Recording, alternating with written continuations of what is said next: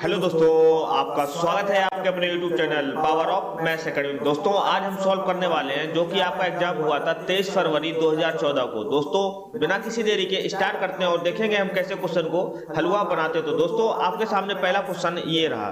तो पहला क्वेश्चन बहुत ही आसान सवाल है। क्या कह रहा है कि किन्हीं दो परमेय संख्याओं के बीच क्या हो सकता है। आप मुझे बताओ, कोई भी दो परमेय संख्या है। परमेय संख्या क्या होती है? एक ऐसा फॉर्म जो पी वाई क्यू के फॉर्म में हो, जहां क्यू हमारा जीरो नहीं होना चाहिए, साथ ही साथ पी और क्यू हमारे क्या होना चाहिए? इंटीजर नंबर होना चाहिए, यानी कि पूर्णांक होना चाहिए। पूर्णांक क्या होता है? जैसा कि आपको पता है, +-1, 0, +-2, इस टाइप के नंबर्स क्या होते हैं? पूर्णांक नंबर होते हैं। आप मुझे तो किन्हीं दो परमेय संख्याओं के बीच में, जैसे मैं कहूं 1 और 2, 1 और 2 क्या है? परमेय संख्या है। कैसे? 1 क्या है? 1/1 है, ये देखो पी वाई क्यू के फॉर्म में है। और 2 भी क्या है? 2/1, ये भी देखो पी वाई क्यू के फॉर्म में है। इनके बीच में क्या हो सकता है? इनके बीच में अगर बात करेंगे ना, तो ऑप्शन देखो, option number 3 is the right answer. कैसे? अनंत परमेय संख्याएं होती हैं। कैसे? अगर 1 और 2 के बीच में बात करें, जैसे मैं कहूं 1.1, 1.2, इस टाइप के नंबर्स क्या होते हैं? परमेय नंबर होते हैं। देखो ना, पॉइंट हटाओगे, नीचे क्या आएगा? 10। देखो 11/10 क्या है? पी वाई क्यू फॉर्म में है, जहां क्यू हमारा 0 नहीं है। और 1/2 क्या है? पॉइंट हटाओगे, दशमलव के नीचे 10 आएगा। अब 12/10 क्या है? पी वाई क्यू फॉर्म में है। ये चीज समझ गए? तो किन्हीं भी दो परमेय संख्याओं के बीच में कितनी परमेय संख्या होती है? अनंत परमेय संख्याएं होती हैं। आप काउंट ही नहीं कर पाओगे। उम्मीद करता हूं पहला क्वेश्चन समझ में आया होगा। दोस्तों अगर समझ में आया हो तो प्लीज लाइक कीजिए, और चैनल पर नए हो तो प्लीज सब्सक्राइब कर लेना। चलिए बढ़ते क्वेश्चन नंबर 2 की ओर। तो क्वेश्चन नंबर 2 क्या कह रहा है? यदि 65 और 117 का मासा 65m-117 के रूप में दर्शाने योग्य हो, तो m का मान क्या होगा? आप मुझे बताओ, 65 और 117 का मासा क्या होता है? देखो दोनों संख्याएं 13 से कट रही हैं। 13×5 65 और 13×9 117। अब 5 और 9 कोई ऐसा नंबर नहीं है जो दोनों को काट दे। इसका मतलब इसका मासा कितना आ रहा? 13 आ रहा। अब आपको दर्शाना किसमें है? 65m-117। अब आपसे क्या पूछ रहा है कि m की वैल्यू बता दीजिए। अब m की वैल्यू ऑप्शन में ही दे रखी होगी। m की वैल्यू अगर मैं 4 लेता हूं तो मुझे कितना मिलना चाहिए? 13 मिलना चाहिए। आप मुझे तो 65 × 4 - 117 करोगे ना, तो 65 × 4 करोगे, कितना आएगा? 4×5 = 20, 4×6 = 24 और 2 = 26, मतलब 260 - 117। 260 में से जब 117 घटाओगे तो आपको कभी भी 13 नहीं प्राप्त होगा। ये चीज समझ गए? 13 से ज्यादा नंबर प्राप्त होगा। देखो ना, 10 में से 7 गई, 3, यहाँ देखो 5 में से 1 गया, 4, यहाँ 2 में से 1 गया, 143 नंबर प्राप्त हुआ। आपको चाहिए क्या? मासा जो होना चाहिए वो 13 होना चाहिए। इसका मतलब ऑप्शन नंबर 1 गलत हो गया। अब m की जगह मैं 2 रखता हूं, तो आप मुझे बताओ, यहाँ 2 रखोगे तो 65 × 2 - 117। अब 65 × 2 होता कितना? 130। 130 में 117 जाएगा, कितना मिलेगा हमको? 13 मिल रहा है। बिल्कुल सही। इसका मासा कितना आ रहा है? 13 आ रहा है। इसका मतलब ऑप्शन नंबर 2 की सही होना इसकी मजबूरी हो जाती है। उम्मीद करता हूं दोस्तों क्वेश्चन नंबर 2 बहुत ही अच्छे समझ में आया होगा। चलिए बढ़ते हैं क्वेश्चन नंबर 3 की ओर। तो क्वेश्चन नंबर 3 क्या कह रहा है? एक परमेय संख्या 5/19 व इसके योज्य प्रतिलोम के गुणनफल का गुणात्मक प्रतिलोम कितना होगा? दोस्तों बहुत ही आसान सवाल है। Option number 1 is the right answer. कैसे? जब भी किसी संख्या का योज्य प्रतिलोम निकालना है, जैसे मैं कहूं पी वाई क्यू कोई नंबर है, इसका योज्य प्रतिलोम क्या हो जाएगा? कुछ नहीं, नेगेटिव लगा दो, पी वाई क्यू, ये इसका क्या होगा? योज्य प्रतिलोम। अगर जैसे कहूं पी वाई क्यू है कोई नंबर, इसका गुणात्मक प्रतिलोम क्या होगा? अगर गुणात्मक प्रतिलोम करना है तो इसको रिवर्स कर दो, क्या हो जाएगा? Q/P हो जाएगा।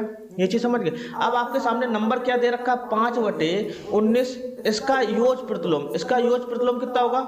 माइनस का 5/19 होगा। योज्य प्रतिलोम के गुणनफल, इसका गुणनफल कर दूं, इसका गुणनफल कितना आएगा? माइनस का 25/19 × 19 कितना होता है? 361। आप क्या करें? गुणनफल का गुणात्मक प्रतिलोम। अब इसका गुणात्मक प्रतिलोम क्या होगा? इसका रिवर्स ही तो हो जाएगा, तो क्या हो जाएगा? माइनस का 361/25। इसको रिवर्स करोगे तो यही आंसर आएगा। तो -361/25 क्या है?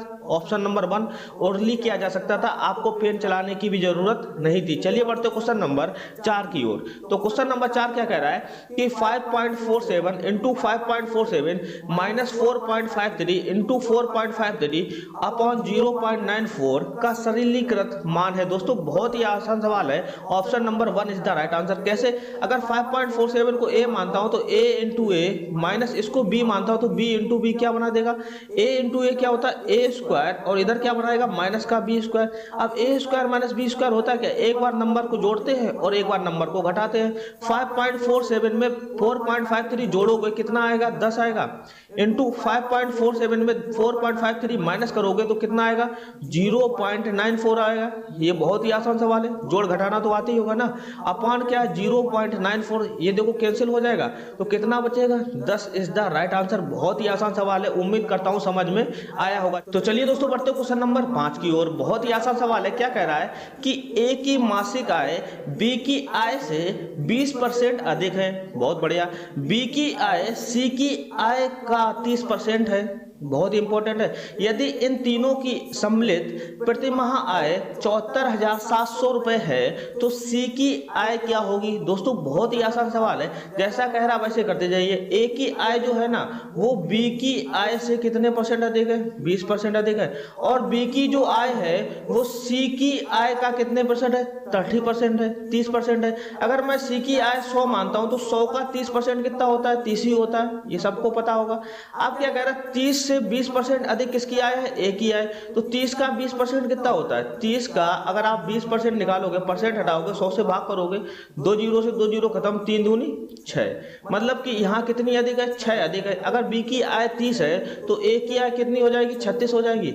आप क्या कह रहे हैं, इन तीनों की जो आय है वो कितनी है, 74,700 रुपए, लेकिन हमने कितनी निकाली, 36 और 30 कितना, 66, और 100 कितना हुआ, 166, 166 हमने निकाली, 166 बराबर कितना आएगा, 74,700 आएगा। ये चीज समझ गए। आपसे क्या पूछ रहा है कि सी की आय, सी की आय कितनी है, 100 रुपए के बराबर कौन सी आय होगी। आप मुझे बताओ ध्यान से, बहुत ही आसान सवाल है। 166 है, 166 को अगर ध्यान से देखोगे कितनी बार जा रहा, 16, 166 में अगर मैं कह रहा हूं 50,000 का गुणा कर दो। अगर मान लो सी की आय 50,000 है, अगर सी की आय 50,000 है, ऐसे नहीं ऐसे देख लो, 2 से काटो, 2 × 16, 2 × 6 83 हुआ। अब यहाँ देखो 2 × 6 7 हुआ, 2 × 7 14, 2 × 6 0 हुआ, 2 × 5 10 0 हुआ। ये चीज समझ गए। अब 83 से काटो, 83 से कितने बार जाएगा, अगर मैं कहूँ 83 से, देखो 83 1 × 83, 83 चौको 4 × 32 हो जाएगा, और 5 × 40 ज्यादा हो जाएगा, 4 बार जाएगा। देखो 83 चौको कितना होता है, 4 × 12, 4 × 32 1 33, 332 होता है। 83 से काटोगे तो 83 चौको जाएगा, चौको जाएगा, कितना हुआ, 332। अब 373 में 332 जाएगा, कितना बचेगा, 1, और साथ में 4 बचे, 41 बचेगा, 41 और 5 कितना हुआ, 415 हुआ। अब देखो 83 कितने, 83 पंचे जाएगा, 83 पंचे कितना होता है, 415, और 0 की 0, मतलब कि कितने, 1 बराबर कितना आया, 450 रुपए आया। अब 1 बराबर 450 रुपए है, आपको चाहिए क्या, सी की आय। सी कितना है, 100 रुपए है, तो 100 बराबर कितना आएगा। बहुत ही आसान सवाल है। आप मुझे बताओ कि 100 बराबर कितना आएगा, 100 बराबर दोनों तरफ गुणा कर दो, 450 इंटू 100 करोगे, कितना आएगा हमारा, 45,000 आ जाएगा। 45,000 कहाँ दे रखा, option number 2 is the right answer. बहुत ही आसान सवाल है, उम्मीद करता हूं समझ में आया होगा। चलिए बढ़ते हैं क्वेश्चन नंबर 6 की ओर। तो क्वेश्चन नंबर 6 क्या कह रहा है कि यदि झील की लंबाई और चौड़ाई क्रमशः 40 मीटर तथा 10 मीटर हो, इसमें 1200 घन मीटर पानी आता है, तो झील की गहराई क्या होगी। आप मुझे बताओ, झील की गहराई मतलब झील का वॉल्यूम। वॉल्यूम क्या होता है, लंबाई इंटू चौड़ाई, या कहे इंटू ऊंचाई, या बोले इसको गहराई, बात बराबर है। इसके बराबर कितना दे रखा, टोटल वॉल्यूम कितना दे रखा, 1200 घन मीटर, मतलब 1200। आप मुझे तो लंबाई कितनी है, 40, चौड़ाई कितनी दे रखी, 10। आपसे पूछ क्या रहा, गहराई, गहराई बराबर 1200 दे रखा। अब यहां से गहराई नहीं सोल्व कर पाओगे। देखो 40 इंटू 10 क्या हुआ, 400। 400 में मैं किस नंबर का गुणा करूंगा कि मुझे 1200 मिलेगा। बहुत ही आसान सवाल। यहाँ क्या होना चाहिए, 4 या 12 मतलब 3 होना चाहिए। Option number 3 is the right answer. बहुत ही आसान सवाल है, आपको कैलकुलेशन करने की जरूरत नहीं है। चलिए बढ़ते हैं क्वेश्चन नंबर 7 की ओर। तो क्वेश्चन नंबर 7 क्या कह रहा है कि यदि ABCD एक समचतुर्भुज है, तब, बहुत ही आसान है, एक ABCD क्या है, समचतुर्भुज है। ABCD एक समचतुर्भुज है, तब आपको क्या बताना है, जैसे A बी, सी और डी। समचतुर्भुज में क्या होता है, सभी भुजा बराबर होती है। मान लो इसकी भुजा अगर 2 है, इसकी 2 है, सभी भुजा बराबर है 2 है, तो यहाँ देखो इसके विकर्ण क्या होगा, a√2 होता है, इसका विकर्ण क्या हो जाएगा, 2√2 हो जाएगा। ये तो आना ही चाहिए। वर्ग का जो विकर्ण होता है वो क्या होता है, a√2। इसी प्रकार से समचतुर्भुज भी a√2 ही होगा विकर्ण। आप मुझे बताओ, अब आपसे क्या कह रहा है कि आप देखो तब क्या है, ac² प्लस bd² बराबर ab²। देखो ac² भी विकर्ण है, ये भी 2√2 हो जाएगा। अब देखना, पहला अगर ऑप्शन लेता हूं तो ac² मतलब 2√2 का स्क्वायर कितना हो जाएगा, 8, 2 दूनी 4 और √2 से 2 आएगा, 8 हो जाएगा। अब bd का स्क्वायर कितना होगा, 8 बराबर कितना है, ab के स्क्वायर से, ab कितनी है, 2, 2 दूनी 4। आप मुझे तो 8, 8, 16 बराबर 4 होता है क्या, कभी नहीं होता है। ऑप्शन नंबर 1 गलत। इसी प्रकार से ऐसे क्वेश्चन को करना चाहिए। अब देखो ac² कितना है, 8, ac² 8 और bd² कितना है, ये भी 8 है, 8, 8, 16 बराबर 2ab²। कितना, 2 का स्क्वायर करोगे 2 दूनी 4, 4 और 2 लगाई है, 4 दूनी 8। आप मुझे बताओ इधर क्या आएगा, 16 बराबर 8 आएगा, नहीं आएगा कभी। ऑप्शन नंबर 2 गलत। अब ऑप्शन नंबर 3 देखो, ac² बराबर कितना है हमारा 8 और bd² बराबर कितना है 8, प्लस करोगे और ab² कितना है, 2 दूनी 4, 4 इंटू 4 करोगे, 4 से को 16 आ रहा है। देखो 8 + 8 16 बराबर 16 आ रहा है। इसका मतलब ये ऑप्शन सही हो गया। ऑप्शन नंबर 3 की सही होना इसकी मजबूरी हो जाती है। आपको कुछ भी नहीं रटना है, जब भी इस टाइप का नंबर है, समचतुर्भुज की प्रॉपर्टी लगाइए। समचतुर्भुज क्या होता है, सभी भुजा बराबर होती हैं। साथ ही साथ आप अपने मन से कोई भी भुजा मान लीजिए, आपका आंसर सही आ जाएगा। उम्मीद करता हूं समझ में आया होगा। चलिए बढ़ते हैं क्वेश्चन नंबर 8 की ओर। तो क्वेश्चन नंबर 8 क्या कह रहा है कि दी गई आकृति में x और y के मान क्रमशः है। दोस्तों बहुत ही आसान सवाल है।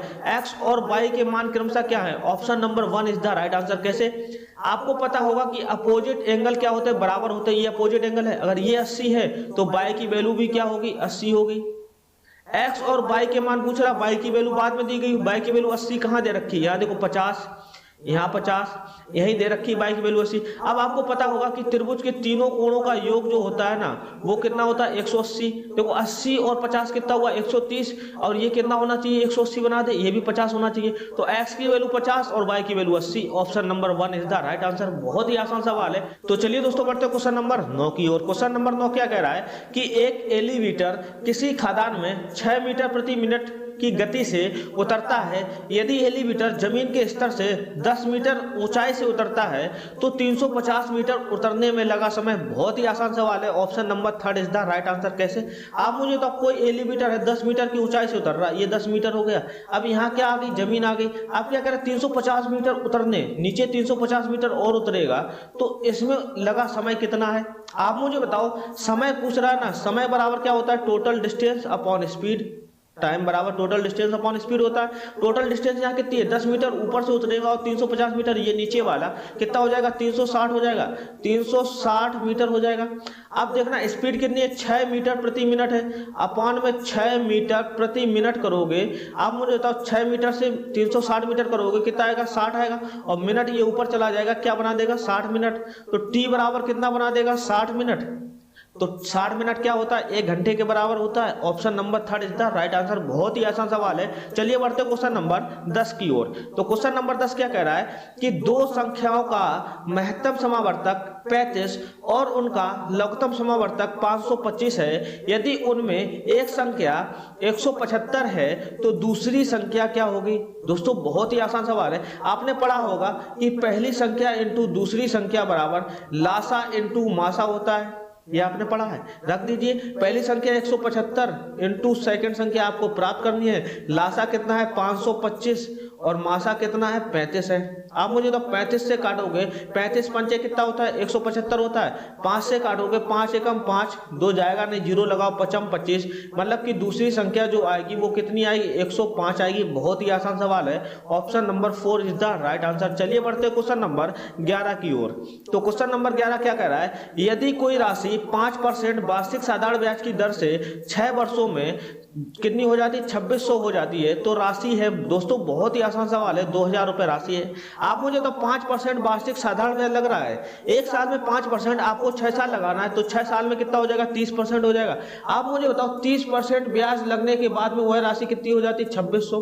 आपसे पूछ रहा है कि यहाँ क्या होगा। आप मुझे तो यहाँ ऐसा कौन सा नंबर होगा जिसका 30% लगने के बाद में 2600 आ रहा है, तो 2000 तो होगा। 2000 करोगे ना तो 2000 का 30% आपको कितना आता है, 2000 का 30% अगर निकालोगे, 2 जीरो खत्म, 20 × 30 कितना हुआ, 600, मतलब कि 600 रुपये ब्याज हुआ। आप मुझे तो अगर राशि 2000 थी, 600 रुपये ब्याज मिलाकर कितनी हो जाएगी, 2600 हो जाएगी। Condition satisfy.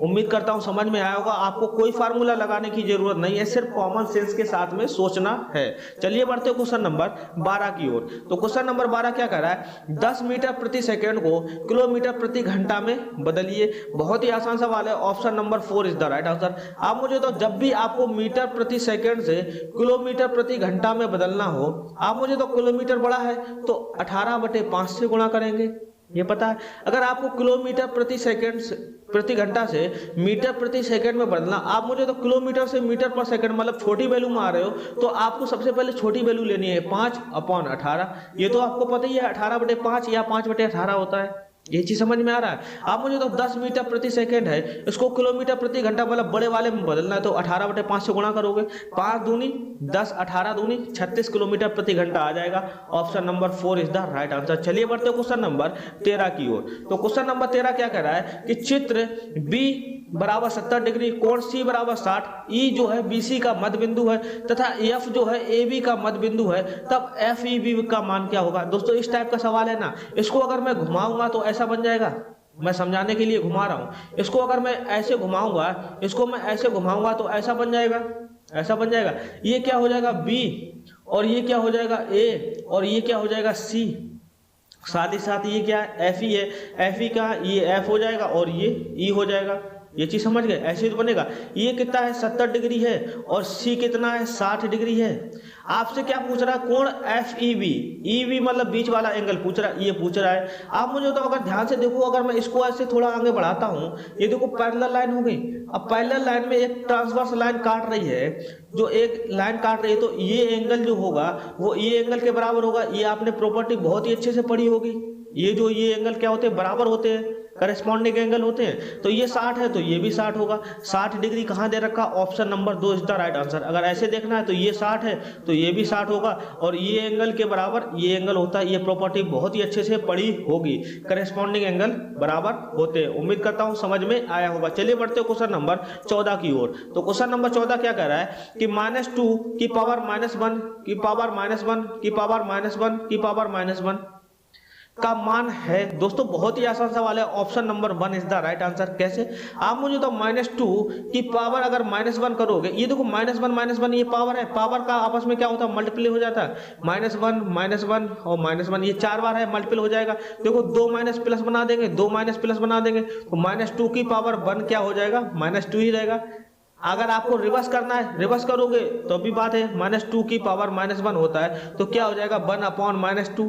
फिर इसकी पावर क्या है -1, फिर रिवर्स होगा। रिवर्स होने बाद ये जो -2 साथ में लगा है, ये तो प्लस बनेगा नहीं, सिर्फ ऊपर नीचे होते रहेंगे, ऊपर नीचे होते रहेंगे, लेकिन माइनस तो रहेगा ही रहेगा। माइनस कहाँ दे रखा, खत्म खत्म खत्म। ऑप्शन नंबर 1 की सही होना इसकी मजबूरी हो जाती है। उम्मीद करता हूं समझ में आया होगा। चलिए बढ़ते क्वेश्चन नंबर 15 की ओर। तो क्वेश्चन नंबर 15 क्या कह रहा है कि किसी घनाभ की 3 संलग्न फलकों के क्षेत्रफल क्रमशः ABC मीटर स्क्वायर है, इसके आयतन होगा। बहुत ही आसान सवाल है। Option number 3 is the right answer. इसका आयतन होता क्या है, लंबाई इंटू चौड़ाई। घनाभ का आयतन क्या होता है, ऊंचाई होता है। आपको दिया रहा फलकों के क्षेत्रफल, फलकों का क्षेत्रफल मतलब लंबाई इंटू चौड़ाई बराबर A दे रखा है, चौड़ाई इंटू ऊंचाई बराबर क्या दे रखा B, और ऊंचाई इंटू लंबाई बराबर क्या दे रखा C।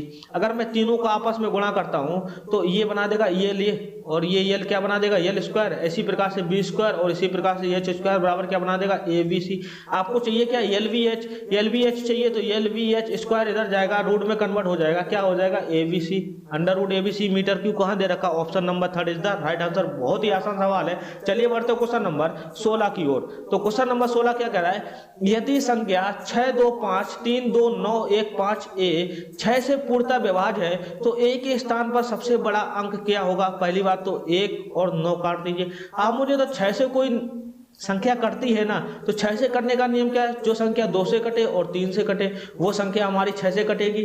अब 2 से कटने का नियम क्या है, लास्ट के जो डिजिट है ना वो क्या होना चाहिए, इवन नंबर होना चाहिए। 5 इवन नंबर है, नहीं है। 9 इवन नंबर है, नहीं है, खत्म हो गया। अब देखो 3 से कटने का नियम क्या है, सभी को जोड़ दो। देखो 6 2 8 8 5 13 13 3 16 16 2 18 18 9 27 27 1 28 28 और 5 33 33 प्लस 33 में मैं ऐसा क्या जोड़ूंगा कि मुझे 3 से कट जाना चाहिए।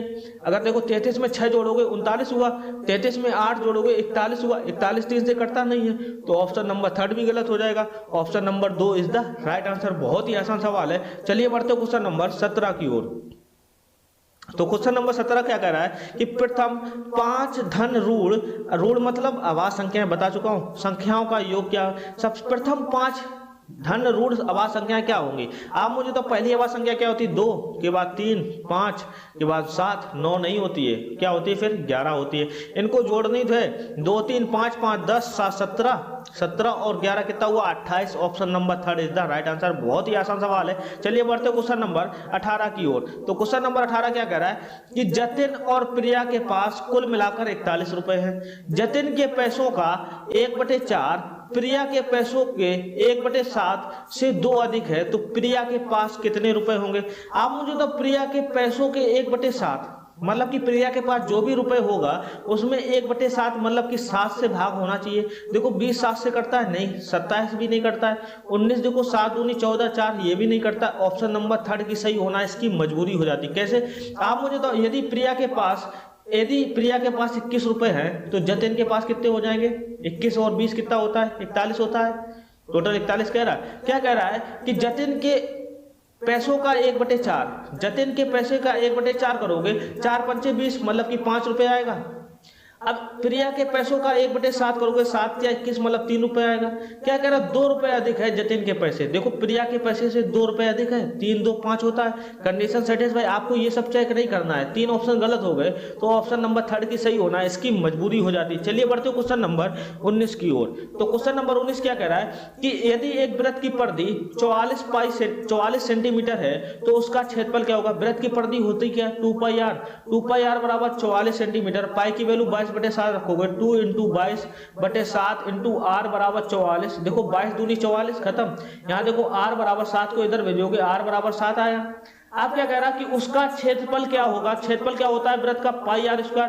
पाई की वैल्यू 22/7 और r² मतलब 7 का स्क्वायर। देखो 1 7 से ये स्क्वायर कैंसिल होगा। 22 × 7 कितना बनेगा, 7 दूनी 14, 4 लास्ट में आना चाहिए। खत्म खत्म खत्म, 4 लास्ट में आना चाहिए। Option number 3 is the right answer. बहुत ही आसान सवाल है। चलिए बढ़ते क्वेश्चन नंबर 20 की ओर। तो क्वेश्चन नंबर 20 क्या कह रहा है कि 2 अंकों वाली संख्या के दोनों अंकों का योग 7 है। ठीक है, यदि संख्या में 27 जोड़ दिया जाए तो अंकों का क्रम उलट जाता है, वह संख्या क्या होगी। अंकों का क्रम उलट जाता है। जैसे मैं कहूँ 34 से क्या हो जाता है, 43 हो जाता है।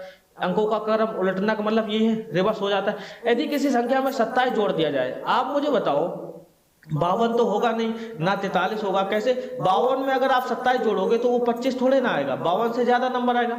इसी प्रकार से 43 को अगर उल्टोगे क्या आएगा, 34।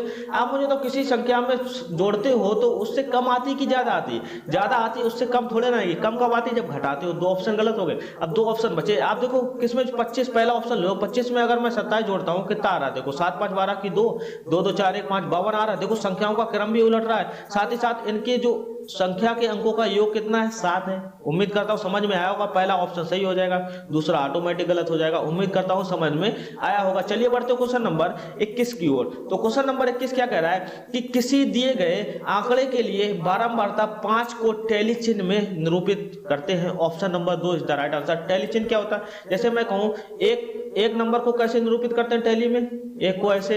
अगर मैं 2 की बात करूं तो 2 को ऐसे। अगर मैं 3 की बात करूं तो 3 को कैसे निरूपित करते हैं टैली में, ऐसे। 4 की बात करूंगा तो 4 बार डंडा कर दूं। 5 की बात करूंगा तो 5 क्या आएगा, 4 बार डंडा करोगे, इसके बाद में 1 तिरिया कर दो। ऐसे मैं 6 की बात करूंगा, 6 को देखो पहले 5 लेते हैं, 5 का फैक्टर लेते हैं, 5 का फैक्टर लेते हैं मतलब 4 बार डंडा करते हैं। इसके बाद में 4 बार डंडा करने के बाद ये देखो 5 हो गया, इसके बाद में 1 ये आ गया अलग। ऐसे मैं 7 की बात करूंगा, देखो पहले 5 का काम करेंगे, पहले हम 5 का काम करेंगे, फिर क्या करेंगे ये 5 का काम हो गया। 5 के बाद में 2, 5 2 7 होते हैं। इसी प्रकार से 8 करेंगे, देखो 1 2 3 4, ये 5 का काम हो गया। और ये कितना हो गया, 3 3 कर दो, ये 8 हो गया। इसी प्रकार से अगर मैं 9 की बात करता हूँ, 9 की बात करोगे 1 2 3 4 के बाद में डंडा, फिर 4 5 4 9 होता है। फिर मैं 10 की बात करूंगा तो 10 कैसे होगा, 5 5 के 2 पेयर होंगे। 10 की बात करें, जैसे 5 5 का पेयर मिले ऐसे चल देंगे, 5 5 का पेयर मिलेगा तो हम ऐसे करेंगे, देखो 10 का पेयर ऐसे हो जाएगा। इसी प्रकार से आप टैली को बारंबारता रूप में लिख सकते हो। यहाँ देखो 4 के बाद में एक क्रॉस लाइन कहाँ है, यही तो है line. Option number 2 is the right answer. बहुत ही आसान सवाल है। चलिए बढ़ते हो क्वेश्चन नंबर 22 की ओर। क्वेश्चन नंबर है कि 2 सह आभास संख्याओं का महत्तम समावर्तक होगा। दोस्तों बहुत ही आसान सवाल है। ऑप्शन नंबर 1, कोई भी 2 आभास संख्याएं जैसे 3 5, इन संख्याओं का महत्तम समावर्तक क्या होगा, हाईएस्ट कॉमन फैक्टर क्या है, एक ही तो है। कोई भी आभास संख्या है उनका महत्तम समावर्तक हमेशा क्या होता है, एक ही होता है, क्योंकि इसमें क्या है 3 और 1, 3 इंटू 1, ये 5 क्या है, 5 इंटू 1। देखो दोनों में कॉमन क्या है, एक ही तो कॉमन है, एक हिडन नंबर है, एक कॉमन होगा। 2 आभास संख्या हैं तो एक कॉमन होगा ही होगा। उम्मीद करता हूं समझ में आ रहा होगा। चलिए बढ़ते क्वेश्चन नंबर 23 की ओर। तो क्वेश्चन नंबर 23 क्या कह रहा है कि 1715.271 में 7 के स्थानीय मानों का अंतर क्या है। जब भी दशमलव लगा है ना, तो दशमलव लगा है तो इसको पार्ट में डिवाइड कर दो। आप मुझे तो दशमलव के पहले की संख्या देखो, दशमलव की पहली संख्या क्या है, 1715। इसका स्थानीय मान क्या निकालते थे, 7 के नीचे 7, देखो 2 डिजिट है इधर साइड, तो 2 डिजिट चिपका दो, ये 7 का स्थानीय मान इधर हो गया। अब दशमलव की कहानी देखो, दशमलव 271 है, इसका 7 का स्थानीय मान रखेंगे, 7 इधर रखेंगे और दशमलव के नीचे सीधे दशमलव लगाएंगे और जहां बीच में खाली है उसको बीच में हम क्या करेंगे, 0 से फिल करेंगे। मतलब इस वाली संख्या का स्थानीय मान क्या होगा, 0.07। आपको क्या कह रहा है, अंतर बताना। 700 में क्या घटाना, 0.07 घटाना है। 700 में 0.07 घटाना कितना आएगा, 699.93 आएगा। बहुत ही आसान सवाल है। देखो 700 से कम आएगा, थोड़ा सा कम आएगा, ये तो होगा नहीं। ये देखो ज्यादा है 700 से कम क्या है, थोड़ा सा, यही है। Option number 4 is the right answer. उम्मीद करता हूं समझ में आया होगा। चलिए बढ़ते हो क्वेश्चन नंबर 24 की ओर।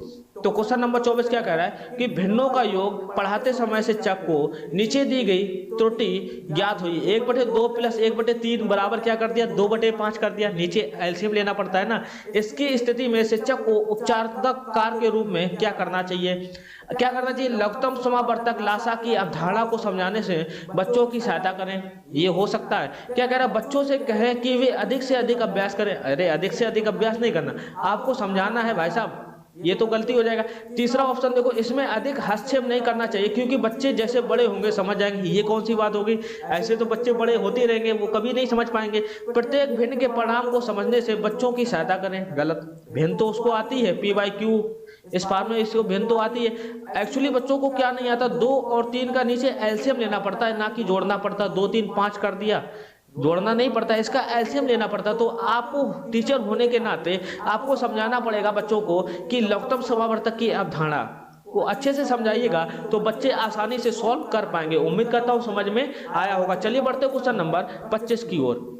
तो क्वेश्चन नंबर 25 क्या कह रहा है, माप की अवधारणा विकसित करने हेतु अपनाए गए निम्नलिखित कार्यों को क्रम से लगाइए। बहुत ही आसान सवाल है। शिक्षार्थी लंबाई मापने के लिए मानक इकाइयों का प्रयोग करते हैं, ठीक। शिक्षार्थी लंबाई मापने के लिए अमानक इकाइयों का प्रयोग करते हैं, ठीक। शिक्षार्थी सरल अवलोकन द्वारा वस्तुओं को स्थापित करते हैं, ठीक। शिक्षार्थी जो मीटर इकाइयों के बीच संबंधों को समझाते हैं। माप की अवधारणा आप समझाओगे ना, तो सबसे पहले आप शिक्षार्थी होने के नाते आपको क्या करना पड़ेगा, सबसे पहले आप 3 नंबर को उठाना पड़ेगा, क्योंकि पहले आपको सरल अवलोकन द्वारा वस्तुओं को सत्यापित करना है। कोई भी सरल चीज है, जैसे ये है, ये मान लो 2 मीटर का है, 1 मीटर का है, आपको ऐसे समझाना पड़ेगा, इसको 1 मीटर मानो। कोई भी सरल वस्तु ले लो ना, उसका अवलोकन करके पहले समझाना पड़ेगा कि बात समझ में आ रही, मापने को क्या कहते हैं, कैसे मापा जाता है, ये चीज समझ में आ रही। ये चीजें क्या है, सरल अवलोकन के द्वारा समझानी पड़ेंगी। देखो सबसे पहले 3 कहाँ दे रखा, ना यहाँ ना यहाँ, गलत गलत, ना यहाँ गलत। ऑप्शन नंबर 4 ही हो जाएगा। इस शिक्षार्थी के बाद में आपको क्या करना, जैसे सरल अवलोकन के बाद में आपको लंबाई मापने के लिए अमानक इकाइयों का प्रयोग करना पड़ेगा। अमानक इकाइयां जैसे कोई भी एक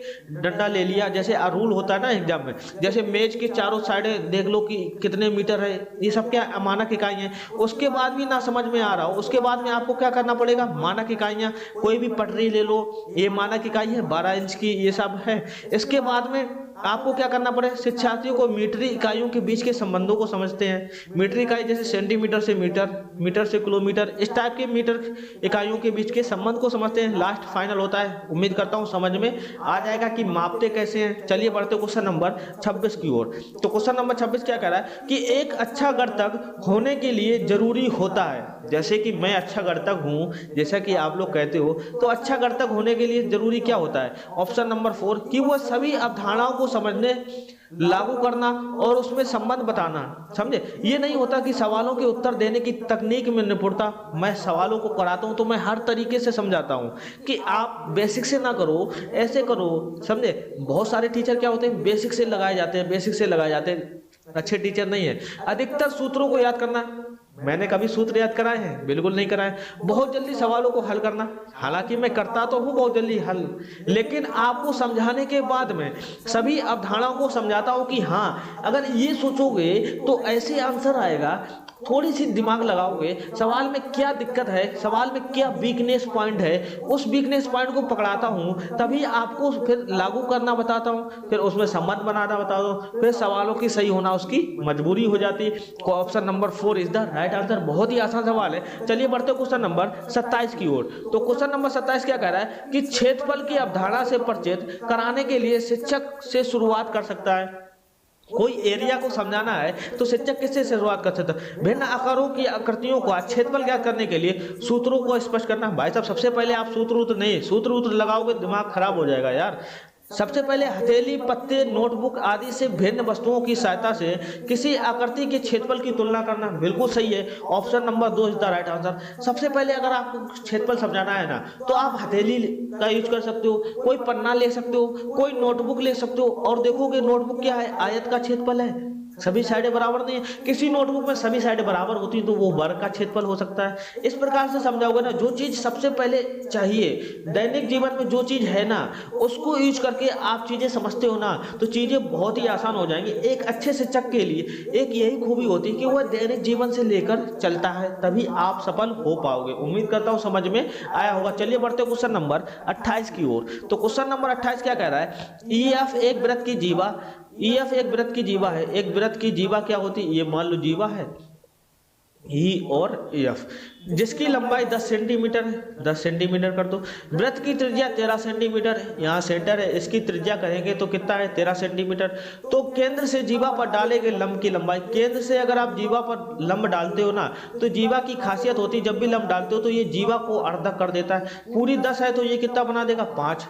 लंब की लंबाई, इसकी लंबाई ज्ञात करनी है। आप मुझे तो ये 5 है और ये 13 है, तो ये कितना हो जाएगा? 12। आपने पढ़ा होगा बहुत ही अच्छे से, 5, 12 और 13 का ट्रिपलेट होता है। कहीं भी आपको इन दो नंबर दिखाई पड़े तो तीसरा नंबर ऑटोमेटिक, हमको 5 दिखा, 13 दिखा, तो 12 100% होगा ही होगा। 12 सेंटीमीटर कहाँ दे रखा? Option number 1 is the right answer. ये क्या है? ट्रिपलेट नंबर है, ट्रिपलेट नंबर है। ये नंबर हमेशा काम आते हैं। कहीं भी जैसे आपको 5 और 12 दिखाई दे तो 13 होगा, 13 और 12 दिखाई दे तो 5 होगा, 100% होगा। ये चीज कॉपी में नोट कीजिएगा। चलिए बढ़ते हैं क्वेश्चन नंबर 29 की ओर। तो क्वेश्चन नंबर 29 क्या कह रहा है? यदि किसी वर्ग के विकर्ण को दोगुना कर दिया जाए तो उसका क्षेत्रफल क्या होगा?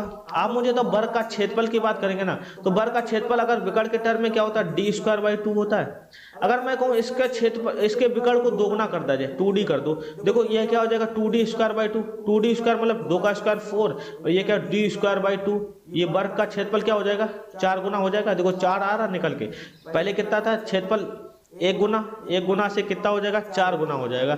मतलब कि वर्ग के क्षेत्रफल कितना हो जाएगा? 4 गुना हो जाएगा। Option number 1 is the right answer. चलिए बढ़ते क्वेश्चन नंबर 30 की ओर। तो क्वेश्चन नंबर 30 क्या कह रहा है? जब राजन के सामने वार्षिक समस्याएं आती हैं तो वह प्रायः पूछता है कि मैं जमा करूं या घटाऊं, मैं गुणा करूं या भाग दूं। इस तरह के प्रश्न बताते हैं कि राजन जोड़ और गुणा नहीं कर सकता। अगर जोड़ गुणा नहीं कर सकता तो वो पूछता क्यों कि मैं जमा करूं या जोड़ूं या घटाऊं?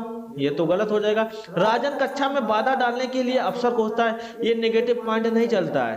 राजन को भाषा समझाने में कठिनाई होती है, बिल्कुल सही। राजन को भाषा समझने में कठिनाई होती है कि भाई साहब मैं जमा करूं या घटाऊं, गुणा करूं या भाग करूं, इस तरीके की कंफ्यूजन क्या होती है। आप भाषा नहीं समझ पा रहे हो, आपकी भाषा समझने की क्षमता कम है। राजन संख्या संक्रियों को नहीं, संख्या संक्रियों समझता है ना, तभी तो कह रहा है जुड़ा करूं कि जमा करूं कि घटाऊं, जोड़ करूं कि गुणा करूं या भाग करूं, संक्रियाएं तो समझता है। Option number 3 is the right answer. उसे भाषा समझ में नहीं आती, तभी वह पूछता रहता है। उम्मीद करता हूं दोस्तों आज के सेट आपको बहुत ही पसंद आया होगा। दोस्तों अगर ये सेशन पसंद आया हो तो प्लीज लाइक कीजिए, और चैनल पर नए हो तो प्लीज सब्सक्राइब कर देना। चलिए दोस्तों मिलते हैं फिर नए सेट के साथ, तब तक के लिए दोस्तों जय हिंद दोस्तों।